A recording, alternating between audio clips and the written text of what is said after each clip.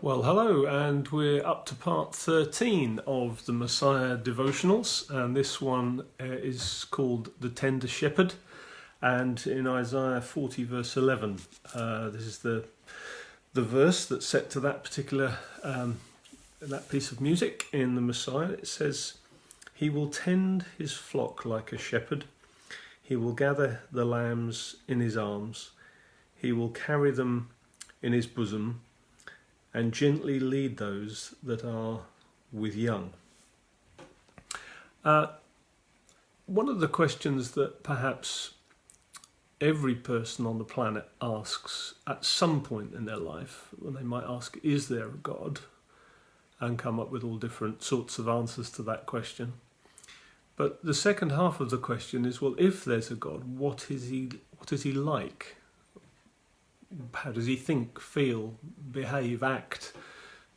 Not just is he there, but what is he like? And I think this verse just gives us a stunningly beautiful description of not only the fact that God is, but what he's like. And just notice some of the verbs, the adjectives. He tends his flock. He gathers lambs in his arms. He carries them next to his chest, and he gently leads those that are with young. These are very fatherly, kind, thoughtful, loving actions. These are not the actions of someone who is somehow has a rough, harsh edge to them. These are not the actions of someone who's careless, thoughtless, a little irritated.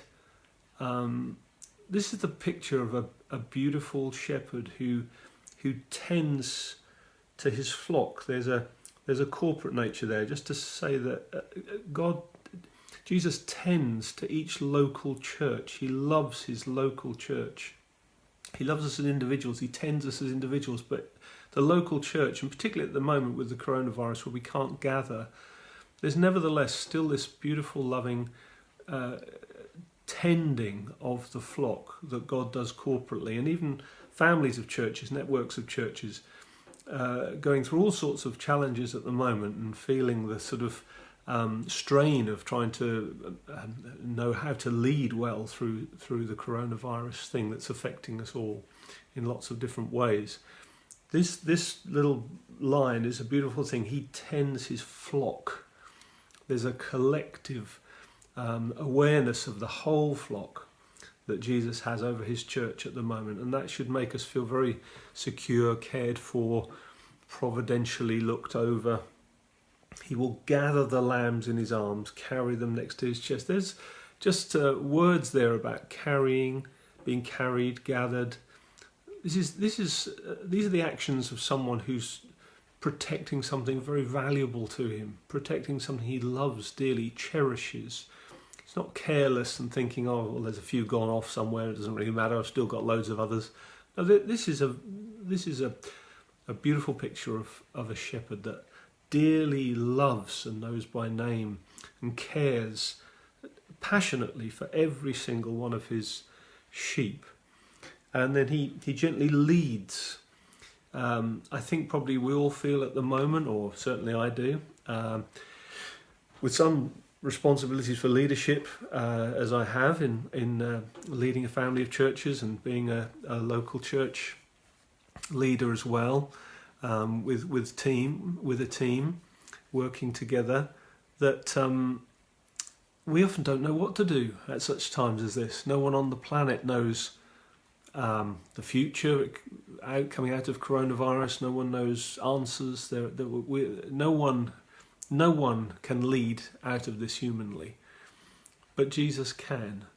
And I think it's a beautiful picture that he's a shepherd who takes his people through even darkest valleys. The Lord's my shepherd, the famous Psalm 23, which most people know. So again, why is it that psalm strikes a chord with so many people? It's because it describes the way God treats us, what he's like. He's like a shepherd And that's a beautiful reassurance. And I do just want to say for any leaders that are watching that actually, if you have any leadership responsibility to care for God's people, then just as our shepherd Jesus cares for us and behaves towards us in the same way, in a certain way, we should mimic him. We're his ambassadors. Church leaders are not business organisers. They're not corporation runners. They're shepherds. They're people who are actually thinking about the sheep. How do I help this sheep get its nourishment and become all that it can be? You know, how do I help protect this sheep, lead this sheep well? It's a family business. It's a personal business. It's about people. It's not about corporate or branding or numbers. It's about helping people become all that God intends them to become. And I certainly find at the moment a little disorientating, where there's so many people that are on your mind in the coronavirus thing, so many churches, so many people, so many things to think about. It can be a little overwhelming, thinking, goodness, how do we make sure that person's all right? What do we do about, this person could do with a chat? And it's just a lot. And I think that's normal. So if you're a leader and you're feeling somewhat overwhelmed at the moment, I think that's a good and an appropriate thing. It's like the sheep are being threatened by a wolf at the moment, and we want to make sure that everyone is cared for and looked after. So with that in mind, what God is like, he's like a shepherd. How incredible to be able to say, the Lord is my shepherd. I mean, at a time like this, we need to know we're shepherded. Now, those of us who live in the West particularly, we find it difficult to associate with the concept of a Middle Eastern shepherd, and we don't understand that lifestyle because we tend to drive cars, make decisions, we're quite individual in our choices, we navigate our own way, and the thought of having someone governing us, however kind and nice they are, and however capable they are, that to the Western mind, that isn't freedom. We tend to associate freedom and fulfillment as being as independent as possible and not actually needing anyone, being able to make our own choices, make our own way, have our own opinions, be autonomous. That's a high value in the Western world, but that's not how we should view life from a biblical point of view. Actually, the Bible paints a picture that all people are like sheep, and every sheep needs a shepherd.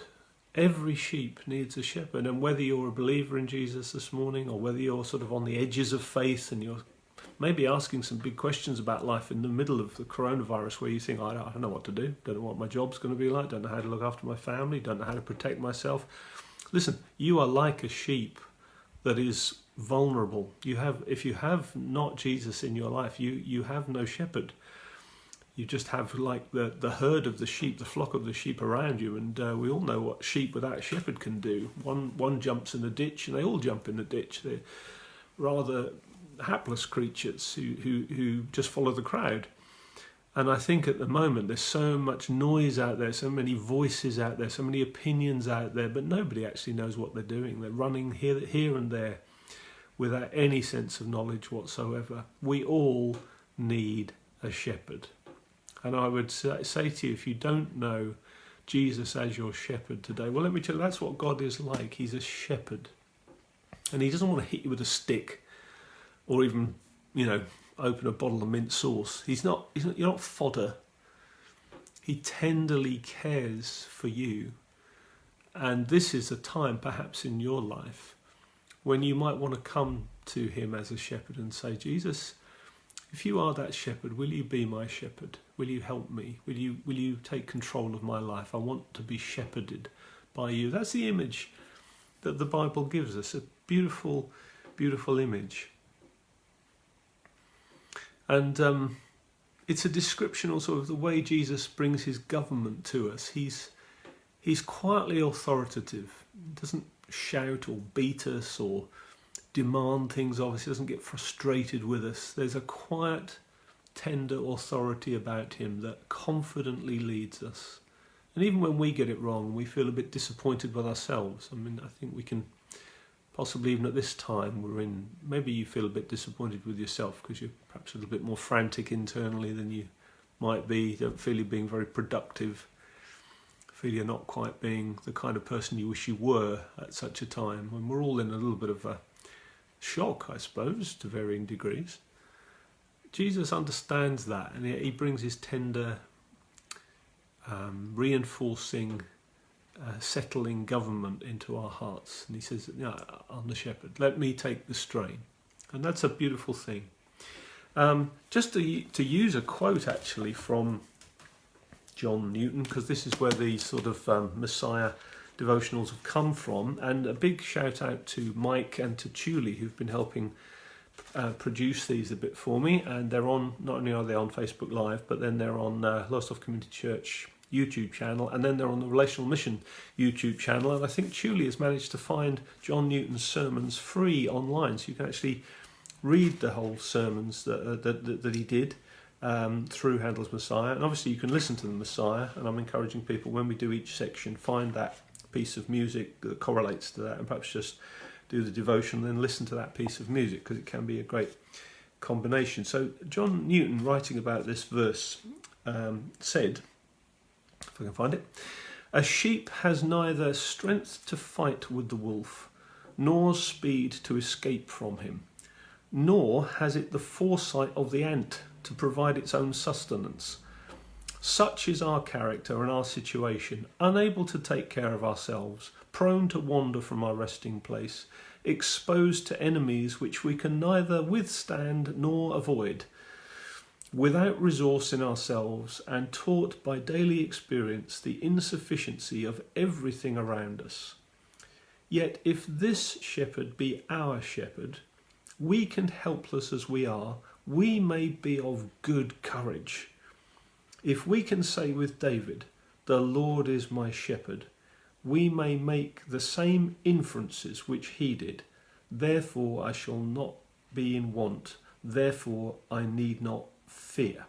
What an incredible, I wish I could write stuff as good as that. He had just so much poetry to his way of preaching. I think actually, just as a slight aside, I love the Puritans, and I love those sort of 1800s and sort of preachers, 1800s, where you get this beautiful eloquence. And I think often it was because they spent so much time meditating on the scripture, they let scripture feed them, that when they then preached it, taught from it, they'd soaked themselves in the scriptures so much that their oratory, their poetry, their ability to communicate truth with different angles and nuances was so finely honed that they overshadow most preaching today, because they'd really allowed themselves to soak in the scriptures. Then just also to say, at this time of coronavirus, we do need to feel that we need protection, don't we? We're concerned about welfare, health, protection. And just to quote Newton again, if I may, "He guards them.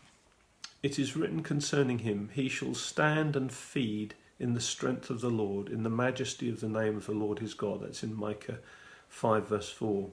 "If we conceive of a flock of sheep feeding in the midst of wolves, who are restrained from breaking in upon them, not by any visible enclosure, but merely by the power of the shepherd's eye, which keeps them in awe and at a distance, it will give us some idea of the situation of his people. He provides them food in the midst of many and mighty enemies."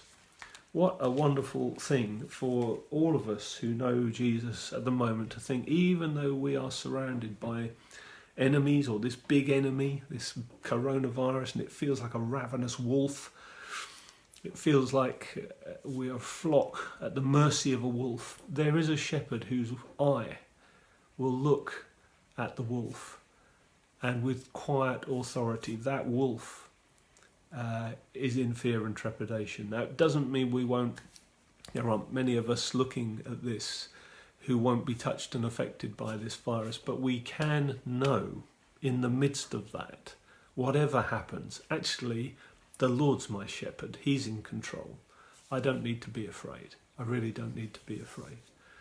So to know the shepherd's voice, to know his heart for you and me, to know that we don't need to fear his impatience or his exhaustion with us, to know he understands our frailty and is sympathetic with our weaknesses and foibles. That's a beautiful thing, and I just want to end by saying, like, if you don't know Jesus today, well, today is the day of salvation. Why not today say to him, Jesus, will you be my shepherd? I need a shepherd. I need someone to get me through life. I recognise that now, and I ask you to be my shepherd. I submit my life to you. Receive the wonderful work you did for me on the cross. Surrender my will, confess my sins, ask you to forgive me, draw me near. I've been like a sheep who's wandered off. I've gone to my own way, but I want to return to you, the shepherd of my soul today. I pray that will be true for numbers of you watching, and for others who see this in future days. What a shepherd we have. Amen. See you next time.